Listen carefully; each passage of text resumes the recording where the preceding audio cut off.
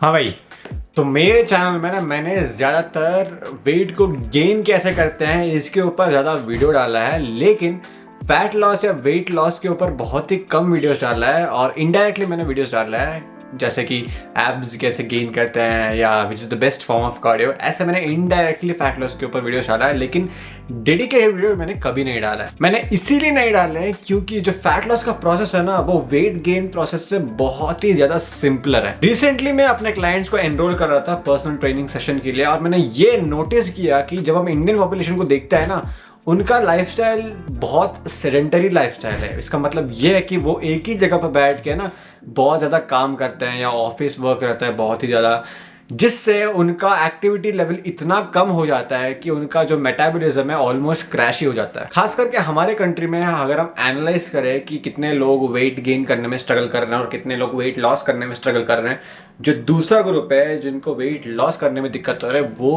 कई गुना ज्यादा है, ऑलमोस्ट डबल ही बोल सकते हो। देखो भाई, वेट लॉस करना बहुत ही ज्यादा सिंपल है, but simple always doesn't mean that is easy. कुछ ऐसे छोटी छोटी चीजें हैं जिसको अगर आप अपने लाइफस्टाइल में इंप्लीमेंट करोगे, रोज कंसिस्टेंटली रिपीट करोगे, तो over the period of time वो सब कुछ एक्यूमुलेट हो जाएगा और आपका जो फैट लॉस का जर्नी है या वेट लॉस का जर्नी है बहुत ही ज्यादा इजी हो जाएगा। और जब भी मैं वेट लॉस करने की कोशिश करता हूँ 11% 12% बॉडी फैट परसेंटेज तक पहुंचने के लिए, जब भी मैं प्रिपरेशन करता हूँ, कुछ ऐसे चीजें फॉलो करता हूँ और रोज कंसिस्टेंटली उसको अपने लाइफस्टाइल में इंप्लीमेंट करता हूँ, जिससे मेरा जो फैट लॉस जर्नी है ना वो बहुत ही ज्यादा इजी और सिंपल हो जाता है। सो इस वीडियो में मैं ऐसे 4 चीजें बताऊंगा जिसको अगर आप अपने लाइफस्टाइल में इंप्लीमेंट करोगे आज से ही और कल से लगातार कंसिस्टेंटली फॉलो करोगे, तो आपके फैट लॉस जर्नी बहुत ही ज्यादा इजी और सिंपल होने वाला है। वीडियो को शॉर्ट और सिंपल रखते हैं और बिना किसी देरी के शुरू करते हैं।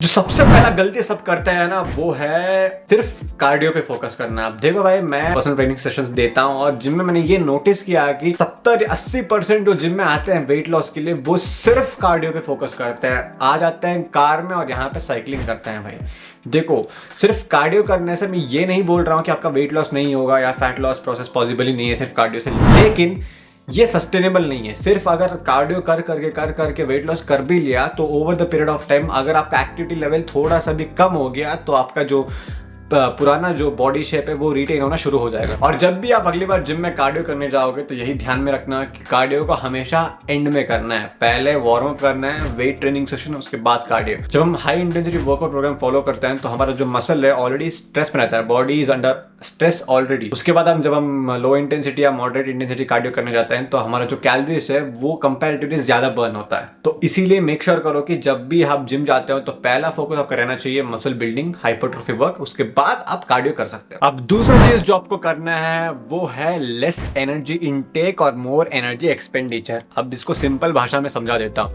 मैंने बहुत लोगों को देखा जिम में आके वर्कआउट तो करते हैं भाई, बराबर करते हैं, कार्डियो करते हैं, अच्छे से वेट ट्रेनिंग करते हैं, लेकिन जैसे ही वो जिम से बाहर निकलता है ना, जो मिलता है वो ठूस लेते हैं। भाई मेरे खुद के दोस्त हैं जो वेट ट्रेनिंग करने के बाद गोलगप्पे खाने चले जाते हैं और उनका कोई प्रोग्रेस भी नहीं हो रहा होता है। देखो सिंपल भाषा है। अब मतलब ये कोई रॉकेट साइंस नहीं है कि कौन सा खाना में खाना चाहिए, कौन सा खाना में कम खाना चाहिए। देखो भाई, अगर खाने में प्रोटीन का जो रेशियो है वो हाई होता है तो ऑटोमेटिकली वो खाना हेल्दी होता है।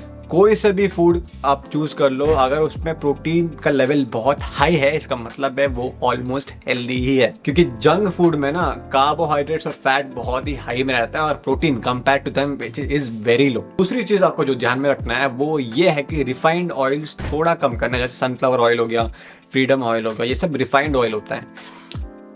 कोशिश करो कि आप कोकोनट ऑयल, ऑलिव ऑयल या देसी घी यूज कर रहे हो खाने को पकाने के लिए, ठीक है। तीसरा चीज है जो आपको डेली अपने लाइफस्टाइल में इंप्लीमेंट करना है, दैट इज वेट ट्रेनिंग। जैसा मैंने पिछले पॉइंट में बताया था, वेट ट्रेनिंग बहुत ही ज्यादा इंपॉर्टेंट है। इसके बिहाइंड मैं साइंस बता देता हूँ। देखो भाई, वेट लॉस तो नॉर्मल कार्डियो से भी होता है, लेकिन अपन वेट ट्रेनिंग क्यों करते हैं? जब हम प्रॉपर एक high intensity workout programme follow करते हैं, मसल बिल्डिंग फोकस, तो हमारे बॉडी मसल पुट ऑन करता है, ठीक है। अच्छे न्यूट्रिशन के साथ जब हम करते हैं तो हमारे बॉडी मसल पुट ऑन करता है, और जब भी हमारा बॉडी मसल पुट ऑन करता है तो बॉडी का मेटाबॉलिज्म जो है ना, वो ऑटोमेटिकली बढ़ जाता है। इससे क्या होगा? इससे आपको थोड़ा फ्रीडम मिलता है, आप थोड़ा सा अपना कैलोरीज बढ़ा सकते हो और कार्डियो कम कर सकते हो, क्योंकि आपके बॉडी में ऑलरेडी मसल मास बढ़ रहा है और मेटाबॉलिज्म भी बूस्ट हो रहा है, तो ऑटोमेटिकली आपके बॉडी ज्यादा कैलोरीज बर्न कर रहा है। सो लॉन्ग टर्म में weight training is a good option rather than doing only cardiovascular activities। अगर आप अभी जिम शुरू कर रहे हो तो प्रॉपरली एक पुश पुल लेग्स या अपर बॉडी लोअर बॉडी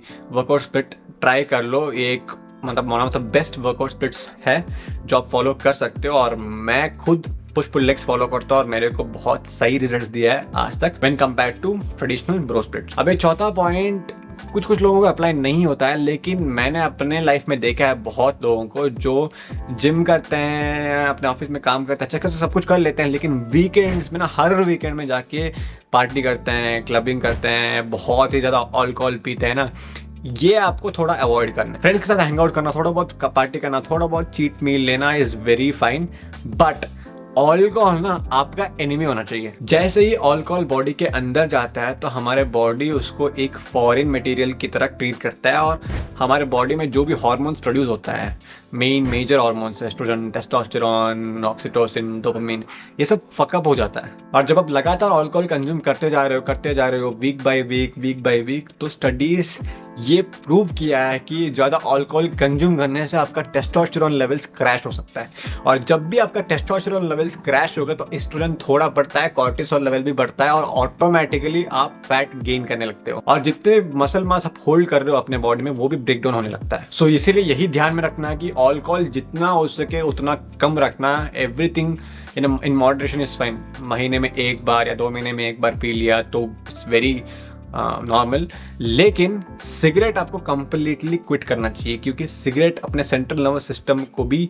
बहुत फकअप कर देता है, और जब हमारा central nervous system slow down हो जाता है तो no matter how much you work out, जो भी एक्सरसाइज कर रहे हो, जो भी न्यूट्रिशन आप ले रहे हो, या जितने भी इंटेंसिटी लेवल पे एक्सरसाइज कर रहे हो, आपका बॉडी बहुत स्लोली रिस्पॉन्ड करता है। तो भाई यही था, ऐसे 4 चीज़ें अगर आप लाइफ में इम्प्लीमेंट करोगे अपने, तो भाई आपके जो फैट लॉस की जर्नी है ना, वेट लॉस का जर्नी बहुत इजी हो जाएगा। ये वीडियो देख के तो आपको लग रहा होगा हाँ ये तो कर सकते हैं, आराम से कर सकते हैं, लेकिन every single day in day out इसको फॉलो करना है एक बड़ा सा टास्क है। अगर आप ये कंसिस्टेंसी मेंटेन कर लिया तो आपका वेट लॉस का जर्नी जो है वो बहुत ईजिली हो जाएगा। तो इसी के साथ इस वीडियो को खत्म करते हैं। मैं ऐसे ही वीडियोस इंस्टाग्राम पे भी डालते रहता हूँ in the form of reels. आपको सेम इन्फॉर्मेशन मिल रहा है रील्स में 30 से 40 सेकंड में, तो क्यों मिस आउट कर रहे हो? जाओ इंस्टाग्राम चेकआउट करो, अगर आपको अकाउंट पसंद आया तो वहाँ पे एक फॉलो भी कर देना, ठीक है। तो मिलते हैं अगले वीडियो में, तब तक स्टे फिट और स्टे हेल्दी। जेंटलमैन हम बालक देसी, हम मैंने पटाई तेरी छोरी का लेसी, हम नीरज चोपड़ा तू लियोनेल मेसी।